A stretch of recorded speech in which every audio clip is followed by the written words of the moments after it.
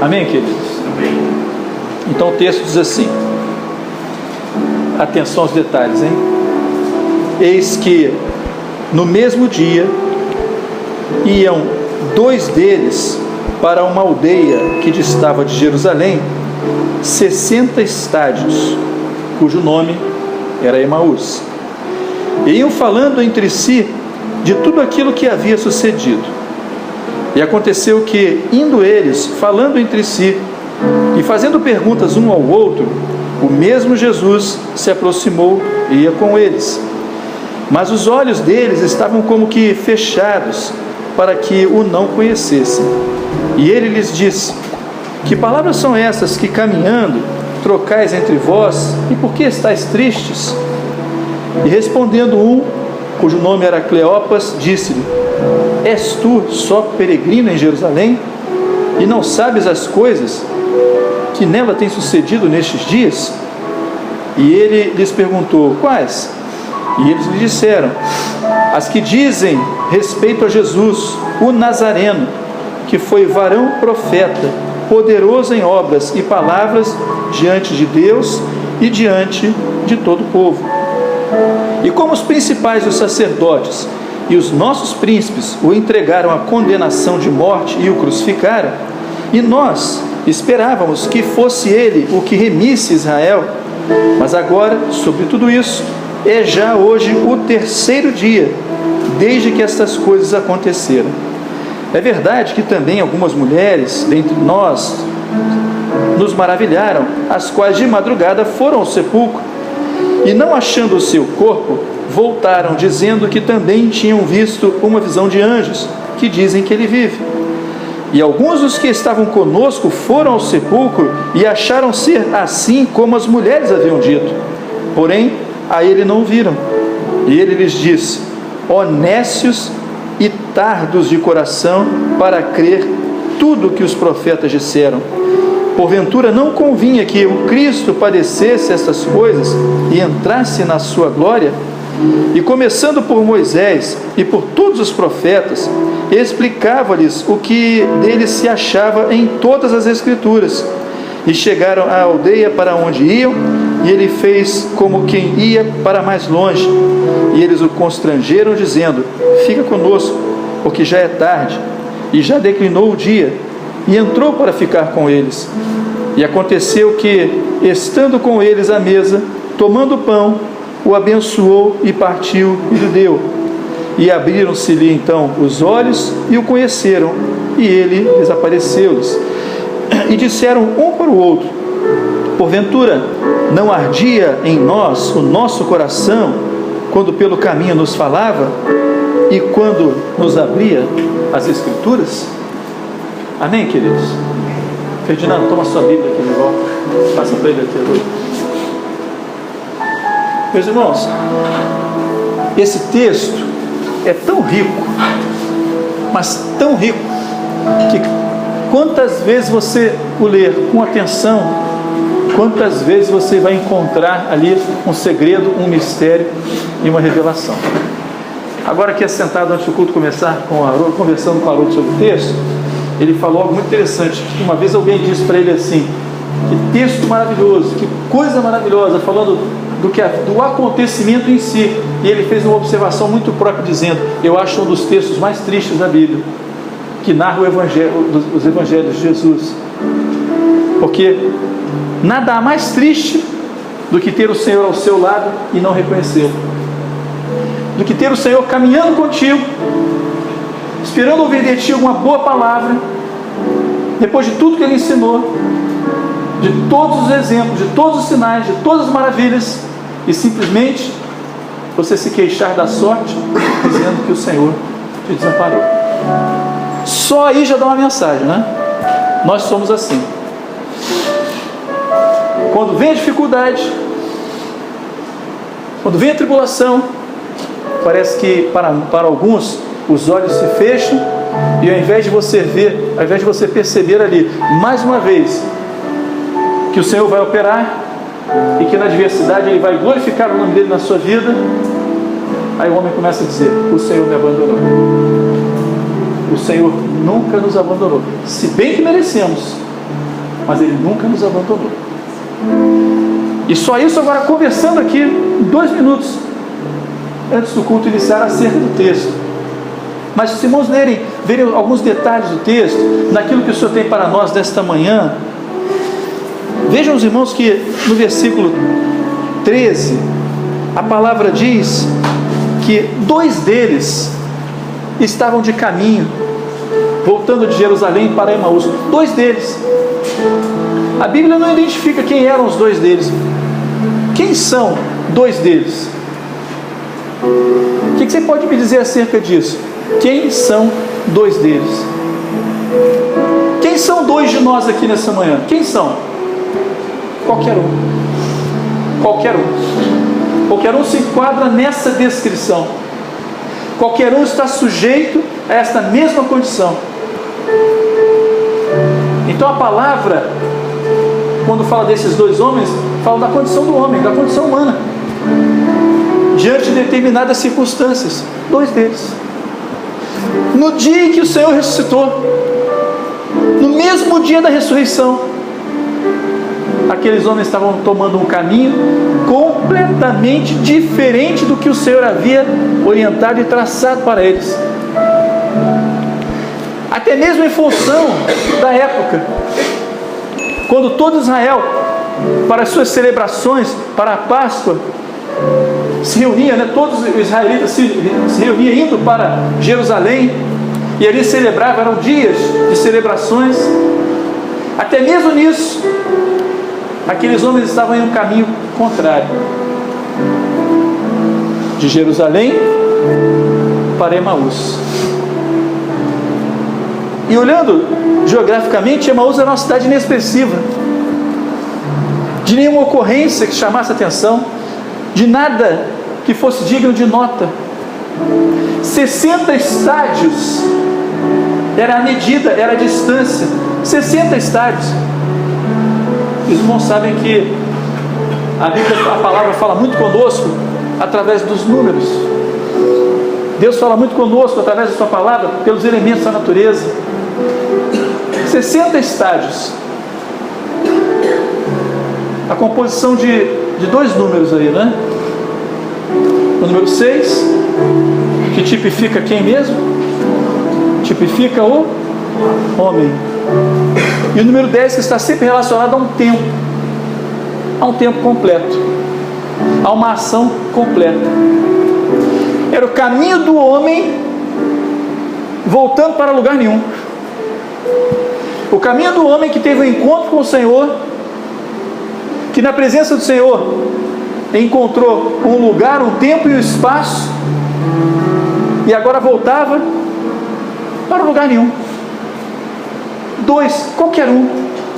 O homem na presença de Deus, ele tem uma referência, ele tem uma marca, ele tem uma identidade. Mas o homem ausente de Deus, sabe o que ele é? Qualquer um. É um na multidão. Mas vejam os irmãos, que eram discípulos, não eram apóstolos. Qual era a diferença? Será que nós podíamos fazer aqui uma comparação rápida? Qual era a diferença entre ser o discípulo e ser o apóstolo? Não precisa me definir tecnicamente a palavra, não, mas qual é a diferença? Discípulo e apóstolo.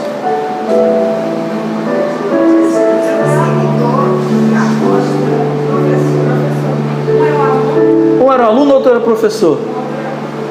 Então vamos imaginar, os irmãos imaginem aqui comigo uma linha. Aqui tem uma linha, tá? Tá vendo a linha? Duda, tá vendo a linha? Tá vendo? A Duda de manhã vê linha, vê tudo, né? Vê coelhinho, carneirinho, né? Tá vendo uma linha aqui? Uma linha. Imagine que nessa ponta aqui está Jesus.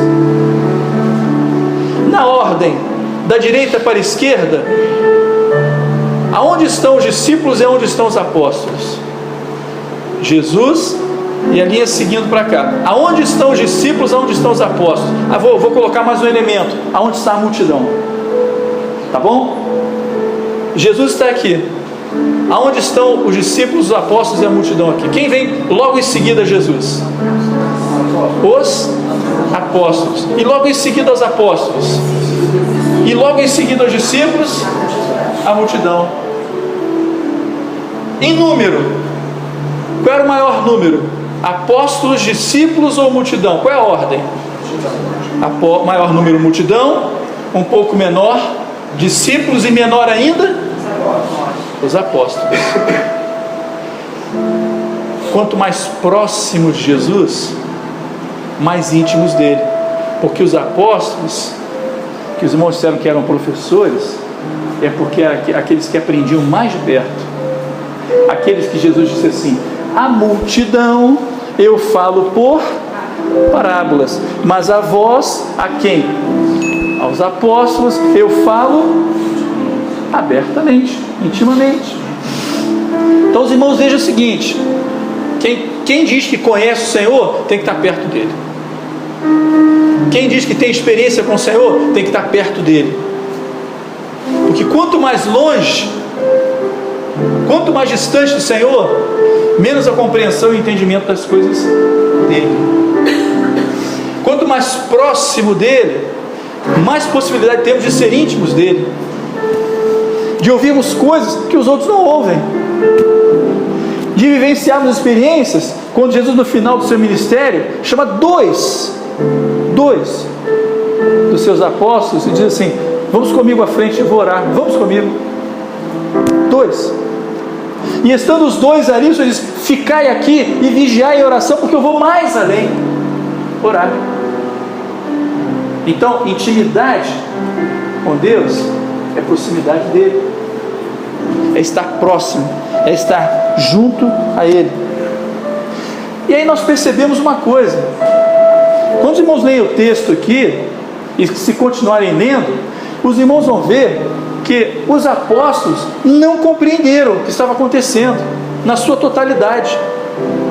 Os discípulos também não compreenderam, porque todos eles voltaram para os seus afazeres. Se os discípulos no caminho de Emaús estavam voltando embora, Pedro, por exemplo, voltou para o mar para lançar a rede, para pescar, estavam voltando à sua vida.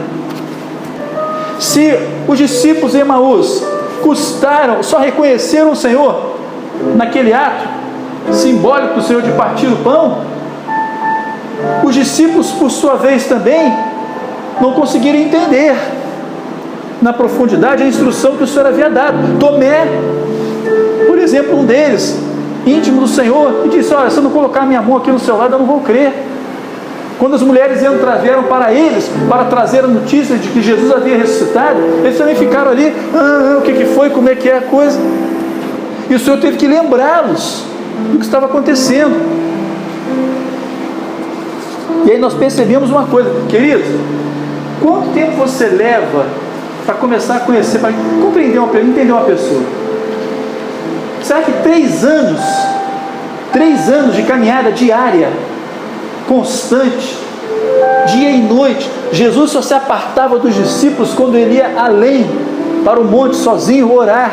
3 anos não era tempo suficiente para conhecer o Senhor e para entender que ele era realmente o Filho de Deus? 3 anos, tempo suficiente. E mesmo assim, a incredulidade várias vezes tomou conta do coração deles. É por isso, meus irmãos, que a providência do Senhor em mandar os discípulos para Jerusalém, e o Senhor disse, aliás, o Senhor disse, para que era eles irem para Jerusalém mesmo, hein? Para quê? Até que poder era esse? O Espírito Santo. Por quê? Os irmãos sabem por quê? Porque o Espírito Santo nivela todos. O Espírito Santo é que nivela o homem. Porque é o Espírito Santo que dá entendimento ao homem de quem é o Senhor. É o Espírito Santo que dá a capacidade ao homem de perceber que o Senhor está presente. Porque sem o Espírito Santo, na razão, o homem não enxerga o Senhor. Na razão, o Senhor é Deus distante, é Deus longe. Na razão, tudo é adoração. Na razão, todas as coisas são válidas, mas no Espírito Santo o homem percebe, porque este Espírito é santo. E sem santidade, ninguém verá o Senhor. E quando o Espírito Santo foi derramado, deu então a oportunidade de que o homem pudesse compreendê-lo, conhecê-lo e ter experiência com ele. O revestimento de poder, que às vezes alguns dizem, poder, poder, poder, não é o sentido que muitos aplicam, mas era oportunidade de intimidade com o Senhor, para testemunhar do Senhor. Era Pedro e João andando, indo ao templo para orar, e a sombra, o relato é, a sombra de Pedro curou. Sombra de Pedro era o Espírito Santo que estava sobre ele, e o Espírito Santo transbordava sobre ele de tal modo, e o Senhor queria usar Pedro de tal modo, que ele passando por aquele lugar, o enfermo foi curado, enfermos eram curados. E quando a fama correu, enfermos eram colocados à beira do caminho, para que a sombra de Pedro, o entendimento popular era esse, a sombra de Pedro. Mas era a sombra de Pedro, era o Espírito Santo. A sua sombra é o Espírito Santo? Porque se a nossa sombra é o Espírito Santo também, por onde nós passarmos, nós vamos deixar uma marca de vida, uma marca de alegria, uma marca de vitória, uma marca de libertação, uma marca de louvor e de adoração ao nome do Senhor. Porque você passou por aquele lugar, diz assim, fulano, quando faz tão bem estar com ele, né? É tão bom, ele transmite uma paz, ele transmite algo que eu não sei dizer. A sombra, aquilo que o mundo enxerga como sombra, é o transbordar do Espírito Santo em nós. Meus irmãos, vejam que a palavra do Senhor, no verso 25, diz assim, diz o quê? O que diz o verso 25? Pode ler alguém para mim, em alto e bom som? E ele lhes disse, honestos e tardos de coração, para crer tudo que os profetas disseram. Vejam que coisa interessante. Os irmãos, se os irmãos olharem a descrição que os discípulos fizeram de Jesus, ele disse assim, Jesus os repreendeu dizendo, nécio. O que é ser? O que é nécio? Nécio. O que é nécio? Doutor Rafael, o que é nécio? Ignorante, desconhecedor, né? Falto de entendimento, né? Se for olhar no Aurélio, ignorante, desconhecedor, falta de entendimento, nécio.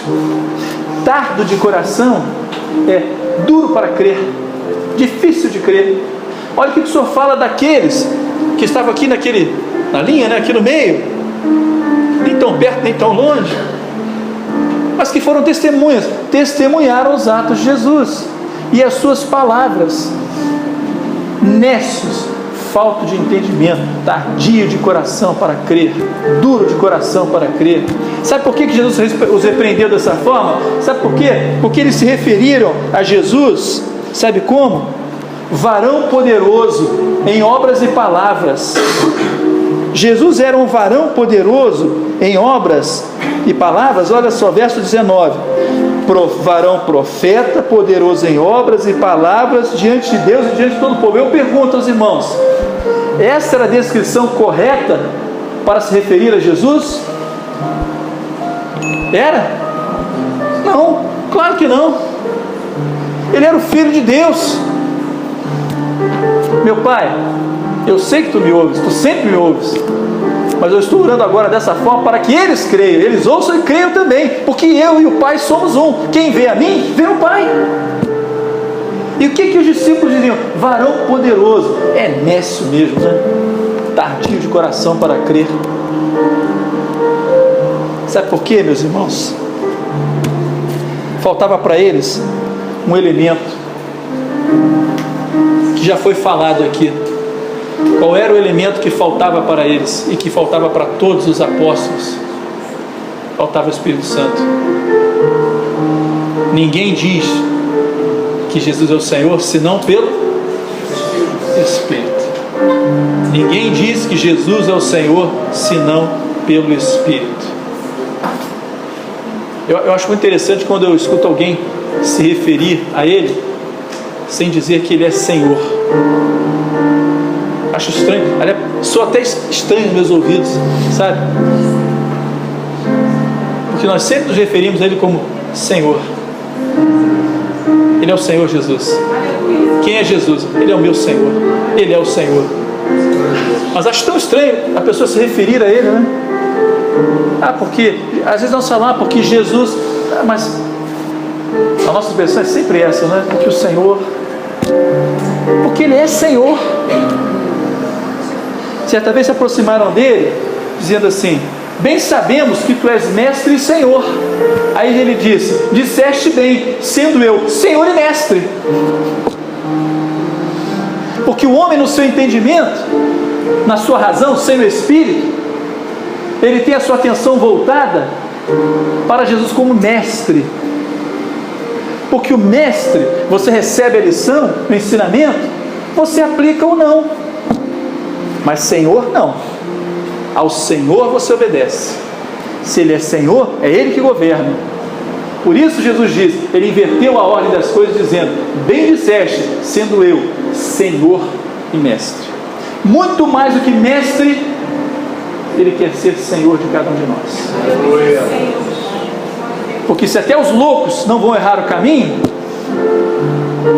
porque até os loucos o têm como Senhor, é melhor ser louco e tê-lo como Senhor do que ser sábio e tê-lo como mestre. Porque como sábio, olhando para Jesus como mestre, é que muitos têm se perdido e se desvirtuado nesse caminho. Porque o sábio, quando olha para o mestre, ele almeja uma coisa. Sabe o que ele almeja? Eu quero ser mestre como ele. Mas o servo, quando olha para o Senhor, diz: eu quero ser servo para que ele seja meu Senhor. Então o que faltava para eles mesmo, hein, irmãos? O que faltava mesmo para que eles o reconhecessem, pudessem defini-lo como ele era realmente? Faltava o Espírito Santo. E interessante que o Senhor disse assim, o verso 27, se não me engano, diz o seguinte: e começando por Moisés, discorrendo por todos os profetas, expunha-lhes o que a seu respeito constava em todas as Escrituras. Examinai, pois, as Escrituras, não é isso? Qual é a continuação do texto? Examinai, pois, as Escrituras, porque elas de mim testificam, ou porque elas testificam de mim. Toda a Escritura apontava para Jesus. Mas, meu irmão, a Escritura, a palavra, a letra da lei apontava para Jesus, mas só pelo Espírito o homem encontra Jesus em toda a Escritura. Se o Espírito Santo não revelar, o homem continua até falando de Jesus, mas não conhece ao Senhor. Qual era a distância mesmo de Jerusalém? 60. Para Emaús, 60 estádios. 60 estádios. O caminho de volta do homem, do lugar da adoração para lugar nenhum, para um lugar que facilmente seria esquecido. Qualquer um poderia se esquecer de Emaús, mas ninguém se esqueceria de Jerusalém, não é? E quando chegaram naquele lugar, quando chegaram no seu limite, aonde era o seu destino, é que o Senhor aceita propositadamente o convite para entrar e estar com eles naquele lugar. Às vezes o Senhor permite que o homem vá ao seu limite, para que ele tenha uma oportunidade de se revelar ao homem. Ele podia tê-los repreendido como repreendeu, mas podia ter se revelado a eles naquela hora. Seus mestres e tais de coração, vocês não vendo, sou eu, vou abrir os olhos de vocês agora para vocês virem que sou eu. Mas continuou caminhando com eles, continuou seguindo com eles. E quando chegou naquele lugar, quando entraram na aldeia, é que o Senhor entrou na casa, e ali estava um mistério glorioso. Em que momento Jesus se deu a revelar a eles? Jovens, em que momento? Maria Eduarda, pronto, prometi. Pronto, viu? Te ajudou, viu, Dudu? Em que momento então Jesus se deu a revelar a eles? No partido, quando Jesus partiu o pão. Mas interessante que quando Jesus celebrou a última ceia com os discípulos, o que ele disse quando ele partiu o pão? O que ele falou? Maria Eduarda, o que ele falou? Quando Jesus partiu o pão, o que ele disse? Hã? Não devia, mas vou ajudar. Este é o meu corpo, que é partido por vós. Quando o corpo de Jesus foi partido no Calvário, o que aconteceu? Quando ele foi transpassado no Calvário, o que ele verteu? Sangue. O seu sangue foi vertido. E o sangue tipifica o que mesmo? Tipifica o Espírito Santo. Jesus partiu o pão diante dos discípulos e os olhos deles se abriram, porque ali estava o simbolismo. Quando meu sangue for derramado, quando o meu Espírito for derramado, abrirei os olhos dos cegos, os ouvidos dos surdos, colocarei de pé aquele que cocheava, ressuscitarei os mortos, porque pelo seu Espírito o homem é colocado de pé para estar na sua presença. Era isso que eu estava mostrando ali. É como um vaso, não é? O vaso já havia sido quebrado. Agora, o conteúdo deste vaso ia ser derramado. No partir do pão, os seus olhos se abriram. O corpo ferido, transpassado por nós no Calvário. O vaso se quebra e o vinho é derramado. O vaso se quebra e o óleo é derramado. Se o homem não tiver uma experiência com o Senhor através do seu Espírito, ele não vai dizer que Jesus é o Senhor. E é por isso que muitos não sabem dizer que Jesus é o Senhor. Mas onde é que eles estavam? Dentro da casa, sim, mas qual era a situação deles naquele momento? Dá uma olhadinha no texto. Qual era a situação deles naquele momento? Dani, qual era a situação deles naquele momento? Olha o texto aí para mim, faz favor. Verso para ajudar, verso 30. Qual era a condição deles ali naquela hora? Verso 30, Dani. Hã? Estavam onde? À mesa. Estavam à mesa com ele. Estavam em comunhão. E comunhão é o quê? Corpo. Corpo. Quando eu li esse texto, vou usar um exemplo até tolo. Quando eu li esse texto, eu me lembrei de um grande refeitório desses de self-service. Quando você está sozinho, você entra num lugar desse, muito bom, né? Você procura um cantinho para você sentar sozinho, não é?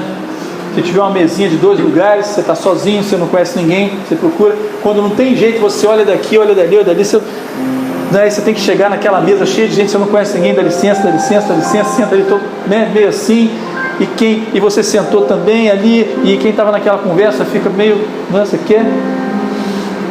Irmão, ao redor da mesa, só quem está em comunhão. Jesus só se revela na comunhão, no corpo. Podia ter se revelado a eles no meio do caminho, mas esperou entrarem na casa, portas fechadas, ao redor da mesa, e ele parte o pão para mostrar que o seu Espírito é para aqueles que estão no corpo, é para aqueles que estão em comunhão com Ele. É na comunhão que o Senhor se revela. Aí os irmãos vão dizer assim: mas o Senhor não foi buscar alguém lá fora? Vai. Não vai livrar alguém lá? Vai. Então lembra de Pedro na prisão sozinho, mas Pedro não estava fora do corpo. Havia um corpo que naquela hora estava reunido a portas fechadas e clamava por ele constantemente para que o Senhor desse livramento a ele. Ele estava ligado ao corpo, e esse era o segredo para aquele momento. O Senhor se revela no corpo. O verso 31 mostra 3 ações que eu queria que os irmãos me ajudassem a encontrar. 3 ações importantes naquela hora em que Jesus partiu o pão naquela comunhão. 3 ações, verso 31. Você colou aqui, né? Fala. É isso mesmo, pode falar só mais alto um pouquinho, Carol? Isso foi para acordar quem estava dormindo? Vai, Carol. Abrir dos olhos, o conheceram e desapareceu. Primeiro, a palavra dá a sequência. Seus olhos foram abertos, eles o reconheceram e em seguida ele desapareceu dos olhos deles. Meus irmãos, quem tem Jesus no seu coração não precisa que os seus olhos o vejam, porque nós o vemos constantemente pelos olhos da fé. Porque muito mais do que os olhos veem, nós sentimos a presença dele. E para que o homem sinta a presença dele, é necessário que ele esteja presente quando o pão é partido. É necessário que ele esteja presente quando ele se revela. E é por isso que o salmista dizia: alegrei-me quando me disseram, vamos à casa do Senhor. Porque ali, não é que os seus olhos veriam ao Senhor ali, mas o seu coração, a sua alma seria cheia do Espírito de Deus. O Senhor o visitaria profundamente.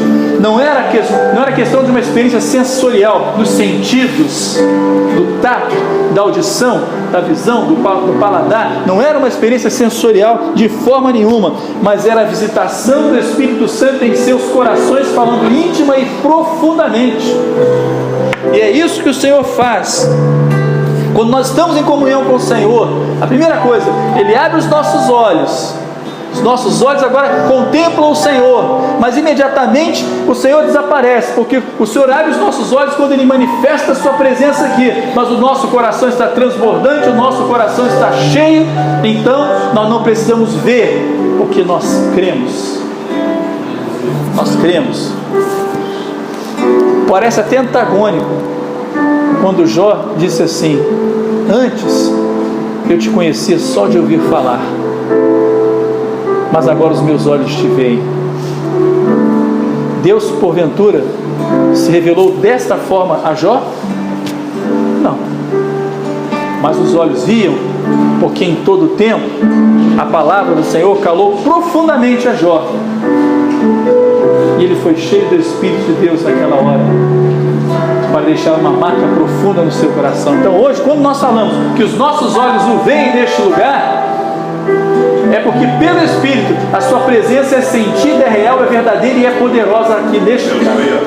Eu não preciso de nenhuma manifestação dessa natureza para dizer que o Senhor está aqui, porque nós sentimos a presença dele aqui. Nós sentimos o mover do seu Espírito neste lugar. Então nós podemos dizer: o Senhor está aqui, porque nessa manhã, como em muitas outras oportunidades, o pão foi partido, o vaso foi rompido e o Espírito foi derramado. E nós somos consolados por isso. Hoje os nossos olhos o veem pelas maravilhas que Ele realiza no nosso meio, pelas vezes que a nossa alma ferida é curada pelo Senhor, pelas vezes que nós somos consolados pelo Senhor, pelas vezes que nós vemos o resultado da oração quando o Senhor nos assiste no momento da tribulação, pelas vezes em que louvamos ao Senhor, glorificamos a Ele e Ele enche de alegria o nosso ser, porque a gratidão do nosso coração que alegra o Senhor.